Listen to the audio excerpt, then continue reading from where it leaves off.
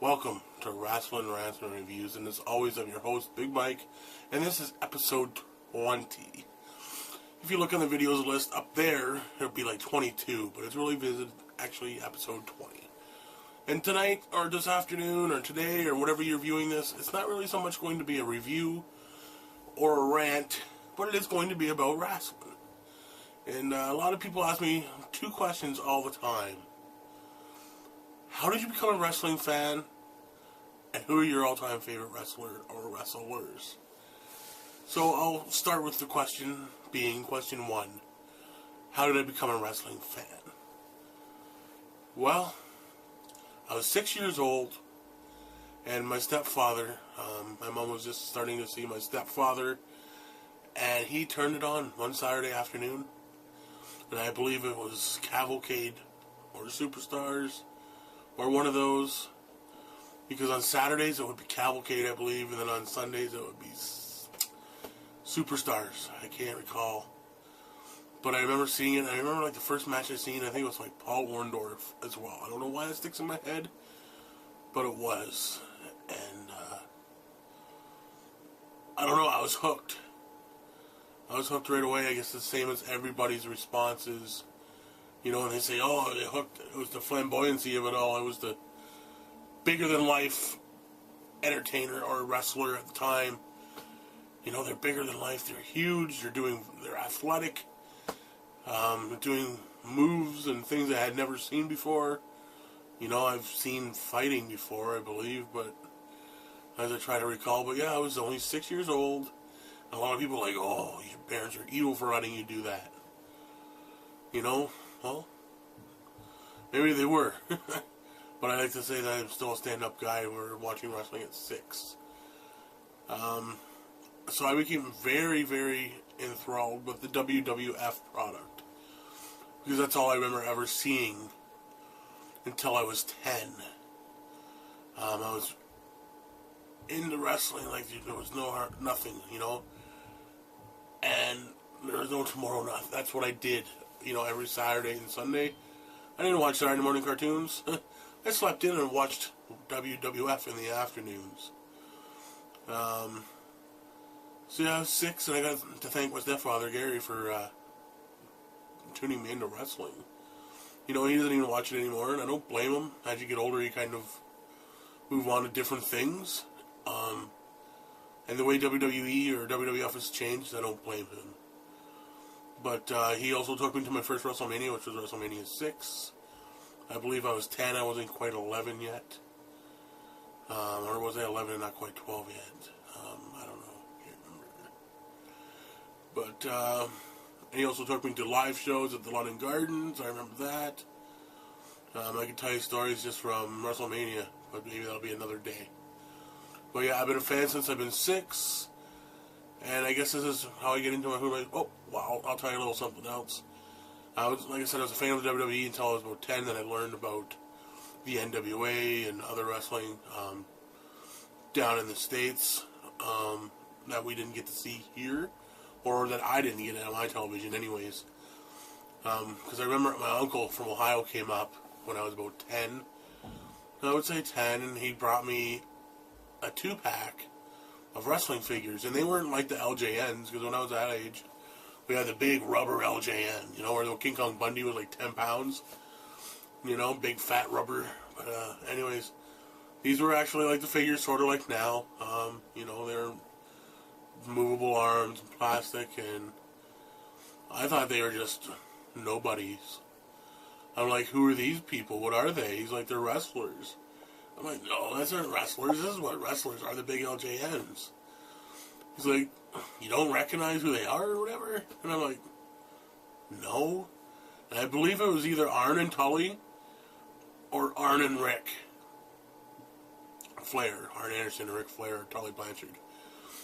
I know it was Arn for sure, but I don't know. I think it was probably Rick. Well, it could have been Tully too, but he's like, oh, I thought you watched wrestling. I said, I do. He says, don't you get this? Don't you get this? Don't you get this? I'm like, no. And you know what? At 10 years old, getting my hands on tapes like that, because he started to send me tapes of the NWA and the believe it was the AWA as well at the time. It was something else. It really was. It was something totally different. It wasn't quite over the top like the WWE, but even back then, the wrestling was that much better, and I recognized it. I don't know why, but I did. Because I was watching with my stepdad. I'd be like, Gary, we got another tape from Oklahoma, let's watch it. And Gary's like, yeah, this is what I remember. This is what I remember before, Vince. He'd always say before the kid bought it. So before Vince bought it in 84, where I was 6, that's when it changed. And prior to that, I guess it was wrestling similar to, the AWA or the NWA. So I became a fan of that. And I guess that's how I became a fan of one of my very first. And we'll move on here to answer this question too. Who are my favorite wrestlers?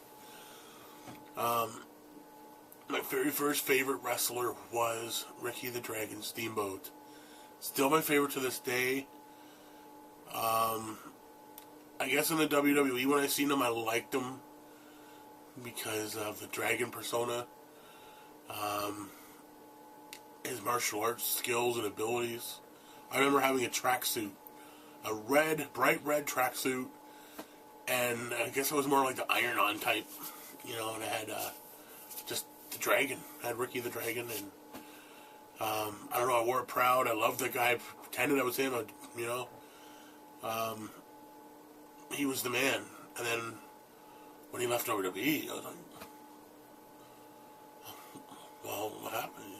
Where'd he go? But getting those tapes from my Uncle Mike, I would see that, he moved on to have great matches with people like Ric Flair. And amazing stuff. Really amazing stuff. Still a huge fan. I hope he's doing better. I haven't really heard much since Aneurysm, but I guess he's still helping in FCW, so he must be doing somewhat better. I got to meet him last summer in London. It's a bit of the mark in me, I guess. I'll travel to where I can to get autographs from outside venues. And I've always had the picture. I wish I should have been more prepared and brought you the picture to show you. But I had this rugged old picture. Well, it's not rugged. It's nice. I kept it clean and straight.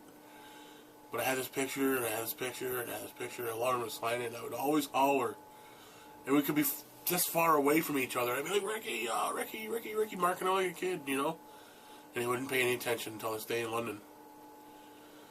And I almost cried. I think I shed a tear. Everybody asked me, are you alright? I'm like, yeah, I'm fine. And I don't think he expected to see a 31-year-old man at the time so visibly shaken up to see his idol. But he was my hero. And I got my picture of him. I might throw it in right now just so you can see it.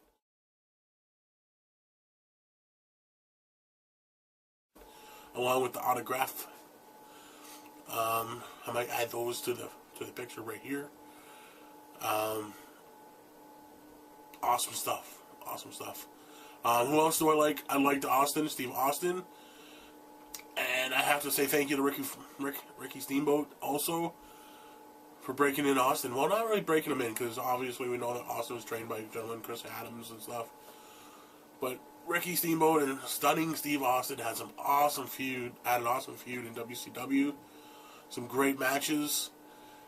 And that's when I first started to know Steve, because I watched WCW a lot too. And he was always my favorite.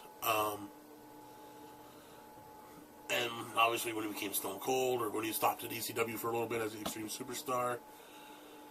Love Austin. And a lot of people call me a hypocrite because I don't like John Cena because of his 5 moves of doom. And they're like, well, look at Austin, or look at The Rock. When they were in their prime, they were only doing like 5 moves. And what was Austin doing? He was stomping mud holes, flipping people off, giving you a clothesline and a stunner, and that's it. And maybe an elbow drop, But, yeah, but he paid his dudes a lot better, or a lot more than Cena. And in the WCW, he worked his ass off. He worked his ass off no matter where he went. You look at Cena, sure, he might have been down in PWU in California where Samoa Joe and everybody else were. But if you look at videos, he didn't know what a wrist block was. You know, he got picked up because he was jacked because of his bodybuilding, and you know. But anyways, we won't get back into Cena or whatever. And Edge, as you can see, I'm an Edge fan as well. Why do I like Edge? Well, he's Canadian, and he's great too. He can play face, he can play heel, he just works any character that he's given, and he can play it well and really intrigue the fans. Stone Cold, I had a chance to meet him. Never got my picture with him, unfortunately, because he was being rushed. I met him at the premiere of The Condemned, so that was another moment like Steamboat. I got him to sign a poster, and I gotta find where that is. It's with my other pictures, I believe. It's here somewhere. I don't know exactly where it is.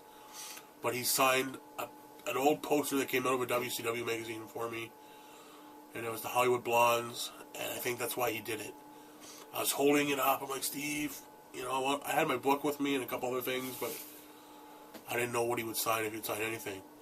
And my picture was starting to tear a little bit because of the wind, and I think he just noticed there was Brian on there, and he came over and was like, hey, brother, that's old. Look at you, better gotta take care of it. It's starting to rip. I said, I know, man. I said, it's such an honor. Thank you. You know, and my friend Rob, Heart with Souls there, he sent me a picture a few years ago now, signed by Austin, and I gotta say thank you for him for that. Very good stuff. Very good stuff. Edge, I got an autograph from him. He wouldn't take a picture the day I was seeing him in London in 07. He's like, no, brother, just take a picture of me. There's too many people who want to take pictures with me. No time, just, you know, and he signed my WrestleMania 23 program, but that's the closest that I've met Edge. So being able to hang out with or meet the people that were your heroes or your favorites are awesome. You know, if you've never done it, hopefully one day you'll be able to meet them. And you know, every memory is a story. And like I said, it wasn't a rant, it wasn't a review, but that's how I got into wrestling. Those are my favorite wrestlers. There's a few guys that I like that are coming up. You know, but I don't know where we are for time. I don't want to make a part 2 just because it might only be for a minute or two. But we may get into some other things eventually in another episode. So thank you for making this episode a possibility. I know I don't got the most views on my channel, but I find the ones that have viewed and left comments are true wrestling fans, and I appreciate every one of you. If you haven't subscribed, please subscribe.